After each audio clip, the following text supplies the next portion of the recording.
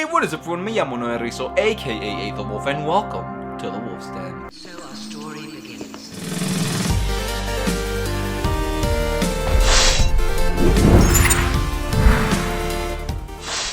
Yes, the title of this video is indeed correct. I straight up binge Dying Light 1, good night, good luck, in about 2 to 3 days, for a total of 36 hours of gameplay, with the main story at least. Why did I do this, you might ask? Well, because I'm an old fan of the Dead Island games, and while I had played this game around 2016 when it first came out, I never fully finished it. And with Dying Light 2 just being released this last week, and with me having a conveniently family planned vacation last week, since I started playing Dying Light 2 the first day that the game came out, I thought, I'm gonna be gone for about a week and Dying Light is out for the Nintendo Switch. Why not try and binge the game in the next 3 to 4 days while I'm on vacation? Which, in case you're all wondering, I went to a beautiful beach in Mexico, Playa de Carmen, Quintana Roo, near Cancun. How did I manage to have so much time to play this game? Well, in the 4 days that I was there, 2 days I was completely knocked out.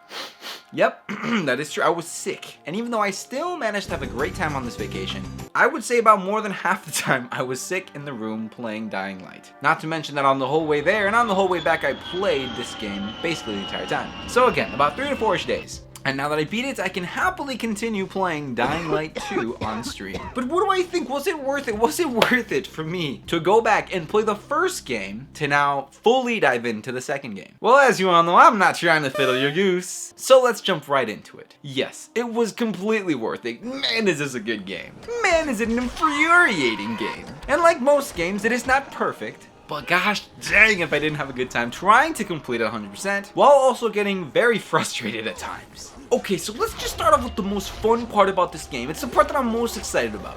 The gameplay. The gameplay is what carries this game. It is so much freaking fun, specifically the fighting. That's what, when I say game, I'm talking about the fighting, the killing of zombies. There's some games that you remember because of the story. There's some games that you remember because of the combination of everything, the story, the environment, and the gameplay. This happens to be an example of a game that I really just walk away remembering the gameplay. They just made killing zombies fun. I love the creativity and all the different ways in which they allow us to kill these zombies. Being able to drop kick them off roofs. Just the whole drop kicking thing in general is so freaking cool. And the moment I unlocked it, man, did I find myself using it a lot. I would find myself going out of my way trying to drop kick zombies rather than just slacking and hashing over my weapon. They have a bunch of other really cool things you can do. You can straight up just tackle them onto the ground. You can jump up from above and land on them with your knife doing like an airdrop kill. And then you can just get your classic hacking and slashing them with the different weapons that this game provides. Being able to slice zombies' heads off with a high level weapon feels amazing. But there's nothing better than grabbing a high-level blunt weapon like a bat that is also on fire and electrified and placing a perfectly timed shot to the head. Seeing the little heads explode, or even if you miss the head and you kind of hit them on the side, seeing them tumble over like I'm telling you, this game felt like the most violent and gory game of baseball that I have ever played. And again, being able to slice zombies' limbs off with a sharp weapon also felt really good, but there was just something about beating them with a bat that just felt really good. Being able to customize your weapons with blueprints and mods to make them stronger make the fighting 10 times more satisfying. And again, while some of these blueprints might not look as aesthetically pleasing or out there and exotic like some of the blueprints that you get in the Dead Island games, they still look and feel really freaking good. As far as the mods that you receive in the game to make your weapons stronger, it was a nice addition. It's nice being able to beefcake some of my weapons I already have, but it wasn't really anything game changing, I guess. But I will say this, especially in the higher levels, you can take a really strong weapon that kills zombies in about 3 to 4 hits, give it a solid blueprint, equip it with strong mods, and that weapon that takes 3 to 4 hits to kill a zombie completely transforms into a one-shot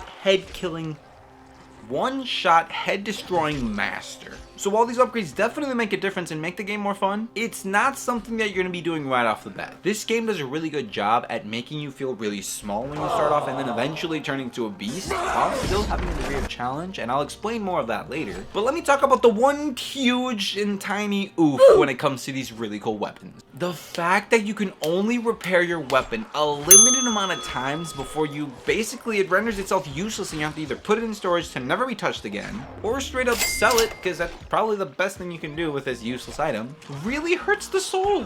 One of my favorite things to do in these games is I get attached to my weapons, especially if it's like this really cool new weapon, this orange legendary weapon that is slicing zombies like crazy. The fact that I know that with every hit, this beautiful masterpiece that I created gets closer and closer to its eternal demise is just sad. Now, I get why they did this, and the good thing is you're constantly finding new and stronger weapons as you level up your character and as you progress through the game, making it so that you don't just have one legendary weapon and you use that for the rest of the game. No, you're consistently having to find new weapons and build new things, which is cool and all. But I wish I could have a choice, and I didn't have to get rid of my super cool weapon that I used for the past 3 levels, and then if I wanted to keep it and continue using it, that I could. But the fact that I knew that at some point my weapon would be rendered useless, it just made me want to be really conservative and not use it too often, because I was like, I don't want to use it too much because it's eventually gonna break and it's gonna make me sad. So again, I get why they implemented this, but I personally don't think they needed to, and I wish they wouldn't have. Because of this little feature, I found myself not wanting to use some of the mods and some of the upgrades. Like I got to a point where I was like, why do I want to upgrade my weapons, and why do I want to focus on one thing if I know that this is eventually going to be useless? Now, the good thing is, especially in the later games, you do find these really strong weapons that have a decent amount of durability, making them worth investing into. And again, even though I did have weapons that lasted me a pretty good amount of time, especially with adding some upgrades to it, it still was sad that I couldn't keep it forever. Now let's get back to something that I kind of mentioned earlier, the difficulty. Let me start off by saying I tried to play this game on normal and eventually booped it down to story mode, which is the easiest mode you can play this game in. Dude, this game is hard. And it tries to keep itself hard throughout the entire game. Even late game, when you feel like a beast with a cool weapon, you're able to one-shot zombies, they just throw more zombies at you, or they have a way of making the game harder. Which, this is not a bad thing, but it did lead to some frustrating moments as I'm playing, especially at the beginning.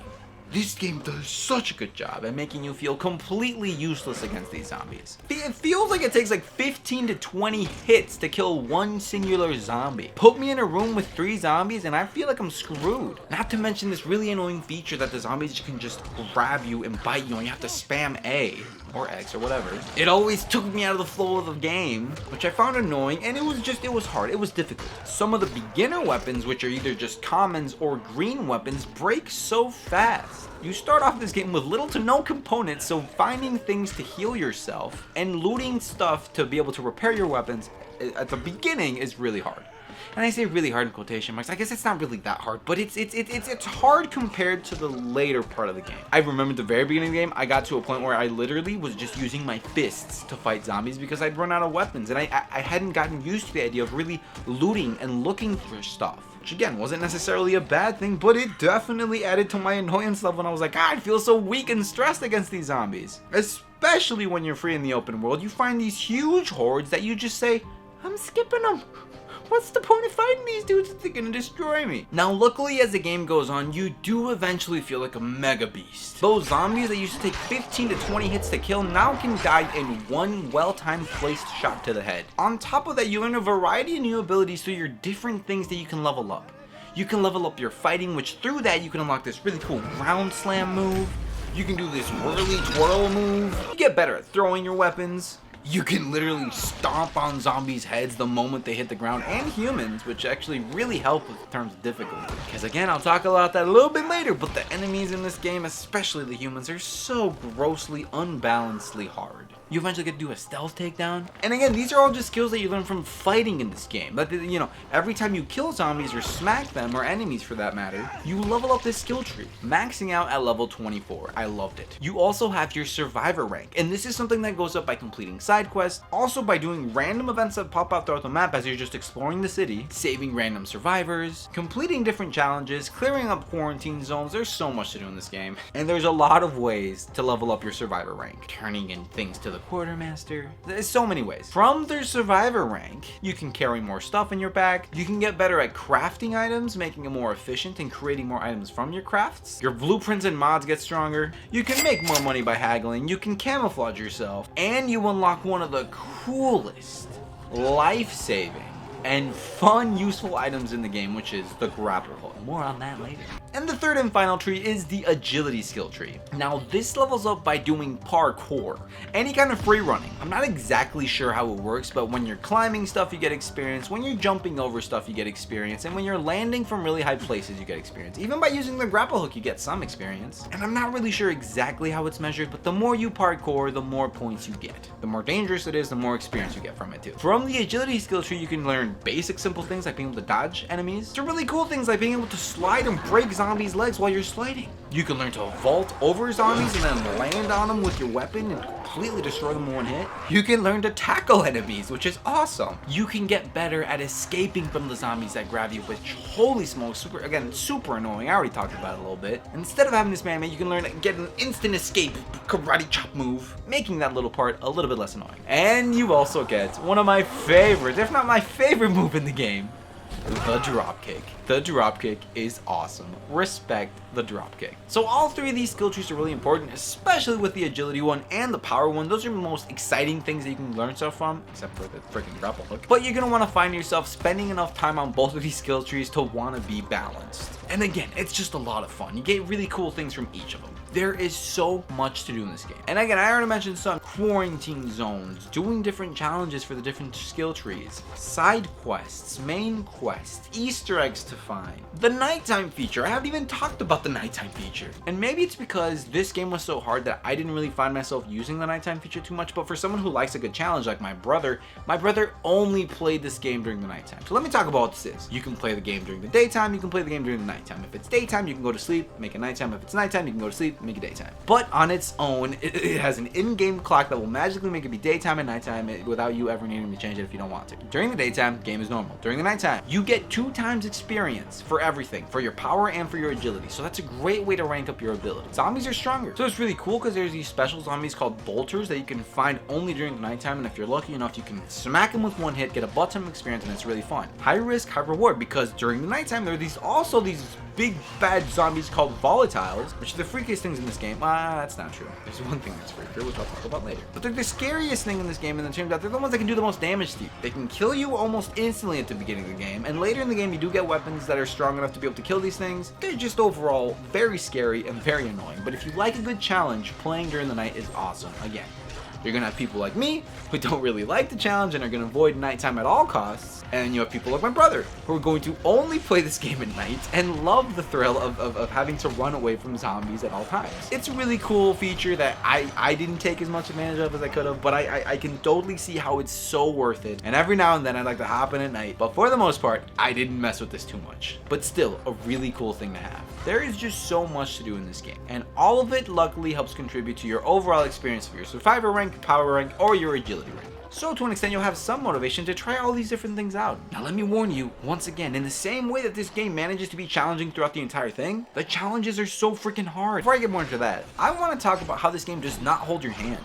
It really does just kind of let you off onto these missions, and you really have to pay attention to know what to do next. Yes, while you have your classic missions where all you have to do is just follow the marker, get to the location that tells you the exact door to open or the exact valve that you have to turn. You complete the quest, you go back and turn in the quest, and bada bing bada boom, easy peasy, you know, following the marker the entire time. And then you have some side quests and some main quests where if you're not paying attention to where you are in the story or what quest exactly you're doing for someone, you're gonna be lost. Perfect example. I was doing one side quest where some photographer guy wanted me to do some stuff for him. And the moment he told me he was some photographer and he needed his camera, I was like, skip. None of this really matters.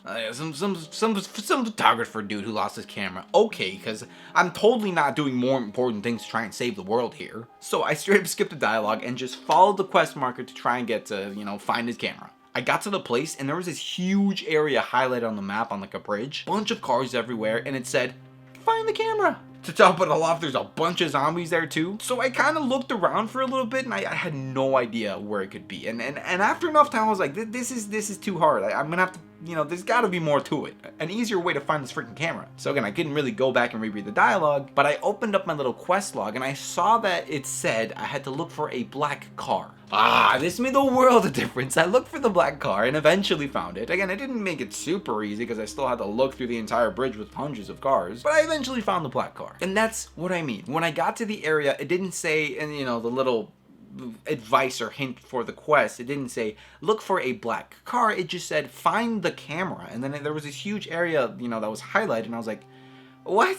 And there's multiple times that this game does this, where you really just kind of have to pay attention and look for what you have to find. And usually I'm not a fan of those kind of things because I get confused easily, and I'm like, just tell me exactly where to go. It wasn't too overbearing in this game for me to find it annoying. It had just the right amount of challenge for me to be into it and say, okay, that was cool. I'm glad I found that black car myself. Another example is just trying to progress through the story. Sometimes it says, hey, find a way into this building, and it just kind of gives you the general area from where to enter the building, and turns out you have to like jump into a huge lake and swim a bunch underground to get to the very bottom to find this tiny little hole to sneak yourself into. You almost die holding your breath. Anyways, I like that about this game. Going back to the side quests, it's really fun, and they range from like very serious to kind of silly. But no matter what, they all are good. I ended up doing this side quest where some kid wanted me to find some toy blocks. I went and I found the blocks, I gave back to her, and I was like, well, what was the point of that? Turns out when I went to go find these blocks, I passed by a basement where there was zombie noises coming from the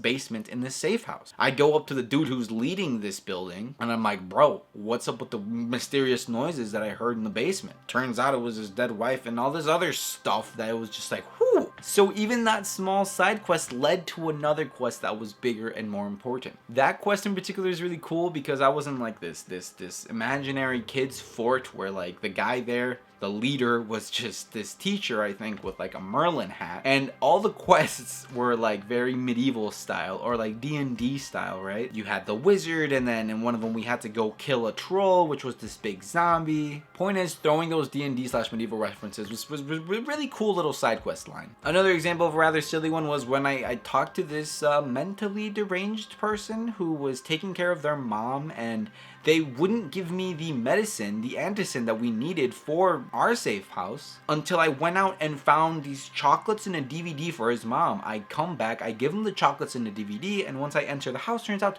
the mom's made out of like pillows or something. The mom's not real. But even though the whole quest seemed really silly because I went to literally just go find a box of chocolates and some DVDs, it was for something important, which was getting medicine back to my safe house. There was side quests like those that made me really want to, you know, try and complete every side quest in this game, even though I didn't have to. I wasn't going for them 100%.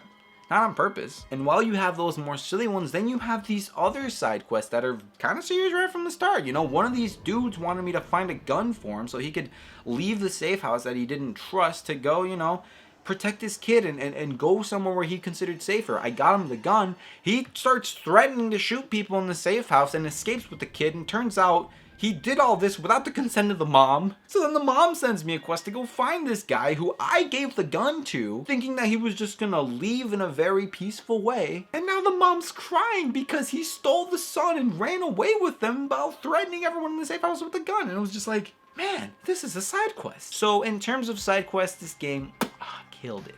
Okay, so I know we're kind of jumping around all over the place, but now let's talk about the parkour in this game. Now, this is a big part of this game. This is so big, in fact, that in Dying Light 2, they get one of your main bros, Hakon, something like that, to literally look like the guy who invented parkour. I know some people refer to it as free running, and in this game, it gets kind of referred to as both. Free running, parkour, whatever you may want to call it, it's a big thing in this game. And an even bigger thing in the second. Now, I thought that this was cool. At first, I really liked the idea of my agility going up by me running around and doing these cool parkour tricks. Really cool concept. Not the best execution in my opinion. Just because the game was a little bit buggy at times when it came to this whole parkour thing. I've been praising this game the entire time, and now it's time for me to talk about some of the negatives. This game was kind of rough around the edges when it came to this part. Let me give you another example, Spider-Man. The newest Spider-Man game, so many people praise it because the swinging feels so natural, so smooth, and it's so easy to run across a building, jump, then go right into a swing, right? If it feels really good, it really makes you feel like Spider-Man. While in the older Spider-Man games, it was a little bit clunky. You would swing and you would do these movements that felt kind of unnatural, and even though it was still cool because you're like, I'm Spider-Man and I am swinging, you'd be like, why is Spider-Man just swinging from some clouds? So again, even though it was really cool, it didn't feel as natural as in newer games. And that's what I think is happening here. Again, really cool parkour stuff, and I still enjoyed it. I just found myself getting frustrated at times because it didn't feel smooth and it didn't really feel real. For example, when you jump on to grab to a ledge, sometimes you kind of magically teleport to the ledge if you're looking at it in the right place. For example, I can jump towards a ledge, not be looking directly at it, and fall to my death. But if I jump at the ledge and look at it from just the right angle, my dude will just teleport and grab over to the ledge. Again, cool, but it just didn't feel smooth. And there were some times where very clearly my game was just kind of glitching, where all I had to do was kind of get over a ledge. All I had to do was grab and try and go up, and the game wouldn't let me, and I'd have to move around and jump around and kind of like find the exact right place for where it wanted me to grab onto the ledge to be able to, hop on over. No game is perfect. I love the idea, I love the concept, and I really do think that this is something that can be perfected in the future. Kind of like how I did with Spider-Man. So again, really cool concept, just not the best execution. Still cool, could be better. Another quick side note about this, I feel like with enough practice you can get really good at the parkour in this game. If you get used to its, randomness and quirkiness, you can get good at it, and you have to get good at it, especially if you want to be completing some of these parkour challenges. Because if not, these challenges seem impossible. Like, you have to land exactly perfectly in the right place, and you have to pray that it doesn't glitch when you grab onto a ledge and try to do some weird stuff. All the mechanics are there for you to be good at it, you just have to kind of learn how to do it. This part also really made the agility skill tree annoying to level up. And I really wanted to level it up because the perks that you get from it are some of the coolest in the game. So it was just a little bit annoying. Another tiny oof to this game is the fact that it doesn't have a fast traveling system. There's nothing necessarily wrong with it because the whole point is that you're supposed to be really good at free running and you're supposed to travel everywhere by doing these cool parkour moves. And again, in a game like Spider-Man, it's super fun to swing around. That's a game where I feel like you don't need a fast travel system, but guess what? It has one. So I think that would have been cool for them to include one, just in case we wanted to use it. But it's okay because we did have this marvelous item that's added into the game that isn't like a main story thing, which I think it really should have been, but it's okay. A freaking game changer, the Grapple Hook. So the Grapple Hook is an item that you unlock once you get to level 12 of your Survivor rank. And this thing makes you feel like friggin' Spider-Man with zombie, kind of. You can literally point in any direction and just whoosh, swing on over to that direction at a pretty good speed, and this thing never breaks, so you can use it as many times as you want. It does have like a recharge time, so you can use it about 2 times before having to wait for it to recharge again. But I really found this thing being a game changer when it came to traveling, fighting, and everything. I actually kind of liked that they included it as a part of the Survivor rank, and once you get to level 12 you can use this thing. I love that. But I also think this is such a crucial part to the game. You'd think they'd bring more attention to it, bring it more to light, but hey, it worked. So even though there wasn't a fast traveling system, I'm glad that they gave me the Grapple Hook. It made traveling so much more fun, it made traveling so much easier, and it just made the game overall be a lot more fun, because there were so many different ways to use it. Okay, here's my last little gripe with the game, and it's a tiny little oof. I don't see the point in them having a lockpick system in this game. I mean, like, I do, and sometimes it was used really well, where like for the story I had to unlock this door, and it was really hard to unlock this door because I had waves of zombies coming at me, so I had to make sure to destroy all the zombies before opening the door, or kill as many zombies as I could and hurry up and just like try and open the door while zombies were attacking me. See, there were times that they used it really well, but they just kind of sprinkled the lockpick system everywhere around the game. What I mean by this is at any point throughout the map you might find a chest or two that have a lockpick system, and it can be easy or very hard or anywhere in between. But every single time you opened up one of these chests, there were 2 items. That was it. Like, for starters, there was 2 items, and sometimes not even that. If you open up like a locker, I once opened up a locker with lockpick and there was only 1 item in there. But anyways, they just didn't make the lockpick system rewarding. It got to the point where me and my brother were playing this game and we just decided to straight up skip all the lockpicks because we're like, we're probably not going to get anything worth it. And even if we do, it wasn't guaranteed every time. Like, there was a shot that you'd open up this lockpick chest and that there'd be a really cool weapon in there. But a lot of the times it just kind of took you out of the flow of the game. With a game that's this fast paced, especially, unlocking the Grapple Hook,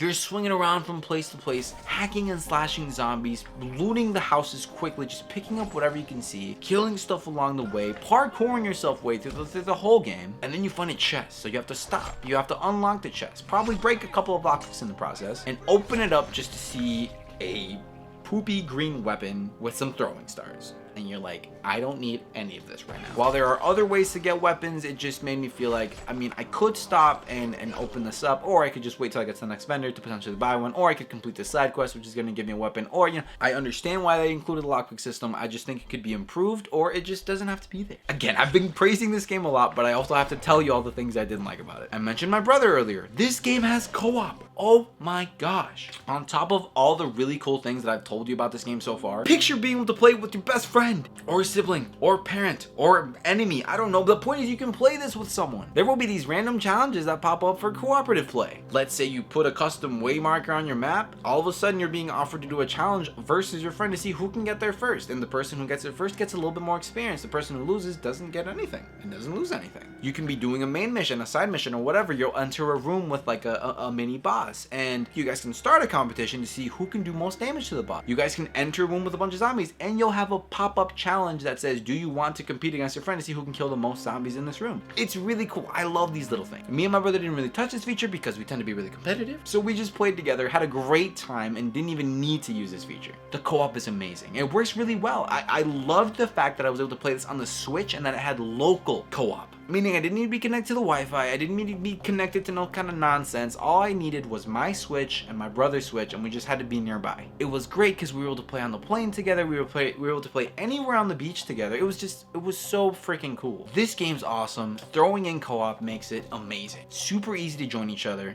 We each have our own loot, so there isn't that whole thing of like, oh, you took my loot, that was meant to be me, let's truly a great addition that makes this game just all the more amazing. And that, I feel like, finally covers everything that I want to say about the gameplay in this game, which is pretty freaking cool. I'm not really sure where I'm going to include this segment, but here it is. The enemies in this game. Is this game scary? For it being a zombie game, I wouldn't put it in the same place as Resident Evil. I don't play this game to get scared. I play this game because it has awesomely fun gameplay. But that doesn't go without saying that it can be creepy if you allow it to be. Again, like if you just got some headphones on and you put yourself in this headspace of like, whoa, zombies? It can be pretty creepy. The volatiles are freaky as heck, then the fact that they're so strong, oh my gosh, like yeah, that's kind of scary. A lot of these enemies can be really gross, like the big zombies that just spit at you, very gross. The demolishers are these massive things. They don't really look scary, but the fact that they can inflict so much pain on you makes it kind of scary. So again, this game can be scary, especially if you're playing it at night, especially when you're exploring certain buildings and you don't expect a zombie to pop up. It did one very nasty scare at me once where I was exploring a building. I opened up a freaking closet and a zombie popped out of me. Only happened once, but god, that scared the poop out of me. So this game can be scary, but again, I don't think I wouldn't really call it a horror game. But there is this one thing, this one really weird, messed up thing that this game does. This one enemy that just, it's effed up, dude. If you don't want this to get spoiled, skip ahead to the next section. Just scroll with your finger if you're watching this on your phone or with your mouse. Skip over to the next section because it's really cool and impactful when you run into this enemy. At least for me, I was like, what the actual fudge? This is messed up. Skip ahead now. Okay, cool. There's like zombie children in this game. Not just is that already freaky enough that you have to kill a zombie child, it's more like a zombie baby thing, dude. It's just freaky. It doesn't even look all like the regular zombies. It looks even freakier, but it's just tiny and it shrieks. So the moment you get near it, it calls over other zombies and it makes a lot of loud noise. The freakiest thing is before you run into it, it just sounds like a crying child. So you'll hear a kid crying and you're gonna be like, oh my gosh, let me go find this kid. There are some side quests that have you do this. So I'm like, oh, let me go find this random kid. You get to it and it's a freaking zombie kid baby thing, and it's messed up. Did I try smacking one once? I think I did, and I managed to kill it, and that feels messed up. But the fact that you gotta go up to it and silence it, dude, your character just kind of grabs it, covers its mouth, and just like puts it to sleep, bro. It's messed. Oh my, it's F. Oh, this is not okay, man. I like that element of freakiness, and I was not expecting this game to go there. Freaking zombie baby children, but it went there. There's baby carriages in this game that are just like empty, and it's just I don't know. So yeah, is this game scary? It can be. It can be if you let yourself get into that mindset. But would I put it up there like the horror category? Probably not. You know, just because honestly, even if you are someone who gets scared easily, the gameplay is so much fun that eventually all the scariness goes away. As a huge scaredy cat as a child, when I first played Dead Island, I considered it a horror game. But eventually I just played it up to the point where like I stopped being scared of it and I was just enjoying the gameplay. So if you are like younger me, or like a game like this would freak you out, don't worry. The gameplay is so fun that eventually you're not going to be scared anymore. And again, if it's ever nighttime, while there are some quests that you have to do at night, again, you don't have to do all of them. Is it scary? Only if you let it be. So something that needs to be fixed in terms of the difficulty in this game is how stupidly hard and unbalanced the human enemies are in this game, especially at the beginning. Yes, later on it gets a little bit easier, especially when you get some guns of your own, but holy smokes, dude, fighting regular enemies in this game that are human at the very beginning is close to impossible. And I'm talking about the ones with like swords and whatnot that you find out in the wild that you have to just like save random civilians from. Don't even get me started on if you do happen to come across these dudes when they have guns. If you don't have a gun, you don't stand a chance against these dudes, especially early in the game. Which leads me to talk about the shooting in this game. How is the shooting in this game? This game does have guns. And oh boy, it is not a shooter, I guess I can say. The shooting in this game isn't horrible. Like, it's doable, and if you get used to like how to work it, you'll be okay. But I would definitely not be playing this game if it was only a shooter game. Then again, Dead Island also didn't do a good job at shooting, so this, you know, it's better than Dead Island shooting, I think. Once I got used to it, especially near the end, it wasn't that bad. And unlike other games, this game does a pretty good job that when you're going against enemies who have guns, you find a lot of ammo. With most zombie survival games, it's super hard to find ammo. But this one did a good job at that, so that's good. At least I wasn't worried about, oh my gosh, not just does the shooting itself suck, but now I have to freaking be worried about finding ammo. So again, not horrible, but definitely not my favorite part about this game. Let me slightly talk about the visuals. For a game that came out in 2016, it doesn't look bad. This game's about 6 years old now, wow. Again, it doesn't look horrible, but is it the best looking game that year?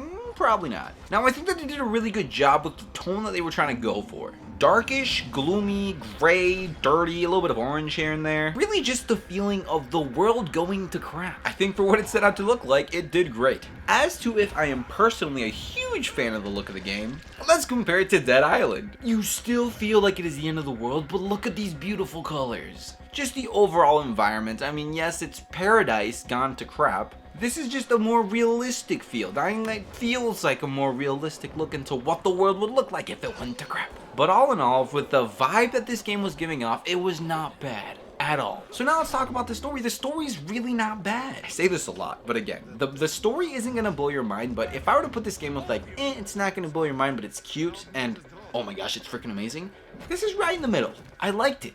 I was engaged. And again, some of the side quests really got me hooked. The main overarching story was pretty freaking cool. I found myself invested in Kyle Crane. That's the main character. Kyle Crane wasn't some random guy that I was playing as killing zombies with. I was like, nah, this is Kyle Crane. Yes, the dialogue could be very cheesy, and yes, the main bad guy was very cheesy, but I don't know, it gave this game character. It gave this game some charm. With all the cheesy stuff involved, I still think it has a solid story. Is it gonna have twists and turns that are gonna make you be like, oh my gosh? Probably not. Are people gonna die that you might feel a little bit for? Yeah, I know I did. It's a solid game in terms of story. Like it's solid. And I like it because as y'all can tell, the best part about this game is the gameplay, but again, being able to say that the gameplay is really good and the story is good, come on, we have ourselves a gem here. This is a great game. Another quick Dead Island mention. This is something that Dead Island really lacked. A solid story. Dying Light has it. So as you already know, I did play this game on the Nintendo Switch. I didn't find any issues with it really. A couple of times there were some pop-in issues, but it was never game-breaking. And playing this on an Xbox Series X, on a PS5, or any of the new consoles, or even on a PS4 or a regular Xbox One, it's a good game. Like, you probably won't have any issues with it. Okay, so that pretty much does it for like the main story in this game and the main chunk of this game. Now we can talk about the DLC, cause this is the definitive review for the definitive game. I played this game with all DLC, so I gave all of it a try. We'll just start them off with the order that I played them in. First, we can talk about the new quarantine zone, the weapons, and the DLC skins and all that good stuff, the new DLC weapons. They're cool, you know, like, is it game-changing and is something that I consider super worth it? Probably not.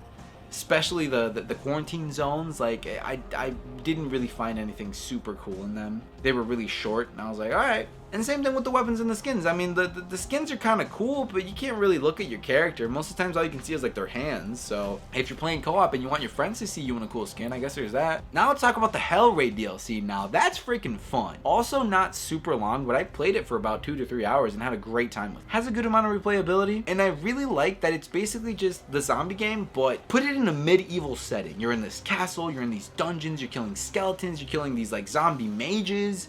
You go against this like unique enemy that's like a minotaur. I love the HellRaid. It has its whole own little level up system too, which isn't anything too crazy or spectacular, but the fact that I can be playing this game and be like, oh my gosh, my HellRaid rank just went up, like that's cool. So I personally love the HellRaid DLC, one of my favorites actually, if not my favorite. Then you have the Bozak Horde, which I didn't get to play this too much. Again, really cool concept, really cool ideas here, but it's really hard. And this is best played with other people in co-op, at least one other person. And if you can get 4, all the better. It's challenging, but again, it's a good time. You know, again, it doesn't really do anything crazy, but I like what it does, which is just basically setting more challenges, killing zombies, and now you're just being timed on it, while there being like a little bit of a story with Bozak. It's pretty cool. Now let's talk about the following. Now this is the big DLC. Like this basically could be like its own mini game. Like you go into a completely different map, which personally, out of like the 2 other maps that you play in the main game, this was my favorite map. Now, I haven't beaten it, right? Do I want to beat it? Yeah. And will I probably do it after this? Yeah, I probably will. But here's the one oof, which is why I wasn't in a super big hurry to beat it before I made this review. The big cool thing about this game is you have cars now. You have this dune buggy, and the dune buggy you can upgrade, you can customize it, and it even has its own skill tree, which is super cool. In the same way that Dying Light does in the main game, your dune buggy is super crappy at first, and it's actually super uncomfortable to drive. I didn't like it. As someone who isn't even really a fan of car games, I just found having to drive annoying. And I know that if I invest time into this buggy and I level it up, it's gonna be awesome. And it's actually gonna make the driving super enjoyable because, you know, you get experience by killing zombies and going fast. Like, let's go, dude. I just wasn't in a place where I wanted to put in the time right now before making this review to really max out the dune buggy, but it's a cool thing in there, right? And especially if you like driving, I think this can be a pretty cool thing to sink your time into. Another new thing that they added to the following DLC was like these alterations of bosses that you've gone against in the main game, which is cool. You know, at times, I mean, maybe a little bit lazy because like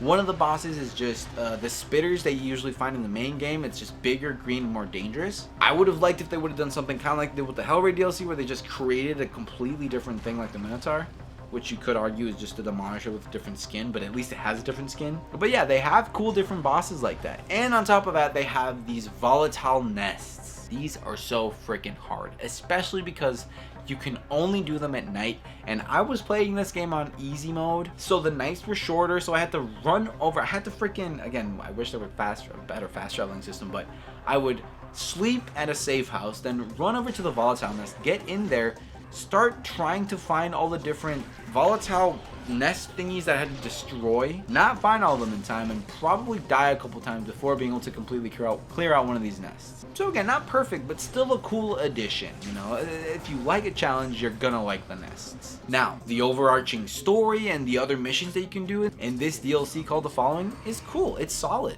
Has to do with some cultists, dude. The map is massive, so there's a lot of driving involved. Like, the game really wants you to drive in these sections, which again, as someone who isn't that big a fan of cars, I found it kind of annoying, which is why, again, I'm not in the biggest hurry to beat it, but I'll eventually get through it, because it looks like the story and the side quests and all the other missions that they send you on in this DLC, same kind of high quality that you get in the main game. Out of all the DLCs, this is probably one that you're gonna get the most bang for your buck. There's so much to do with it. It's a whole different map with a whole nother story and a bunch of side quests in there that I think make it totally worth it. But that pretty much covers it on my full definitive review on Dying Light. Having beat it, literally in about 2 to 3 days, I binged this game and it was freaking awesome. What are my final thoughts on this game? It was really freaking cool, and honestly, I was worried that I was going to get a little bit burned out from Dying Light and that I wasn't going to be as into Dying Light 2, but actually, like, I'm super excited. I want to finish up the following DLC, and I want to complete Dying Light 2 on stream. I'm very, very hyped for it. Who would I recommend this game to?